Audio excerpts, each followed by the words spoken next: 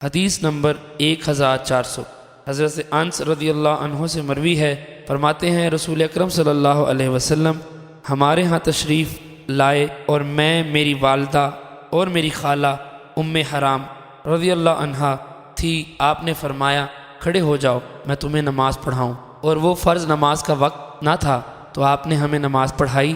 ایک شخص نے حضرت ثابت راوی سے پوچھا کہ حضور علیہ الصلوۃ والسلام نے حضرت انس رضی اللہ عنہ کو کہاں کھڑا کیا تھا؟ انہوں نے فرمایا ان کو دائیں جانب کھڑا کیا۔ پھر آپ نے ہم سب کو گھر والوں کے لیے ہر قسم کی بھلائی، دنیا کی اور آخرت کی بھلائی کی دعا فرمائی۔ حضرت انس رضی اللہ عنہ فرماتے ہیں میری ماں نے عرض کیا یا رسول اللہ، یہ آپ کا خادم ہے، اس کے لیے اللہ تعالیٰ سے دعا کیجیے۔ تو آپ نے میرے لیے ہر قسم کی بھلائی کی دعا کی، اور اس دعا کے آخر میں بارگاہ خداوندی میں عرض کیا یا اللہ اس کے مال اور اولاد کو بڑھا دے اور اس میں برکت ڈال دے۔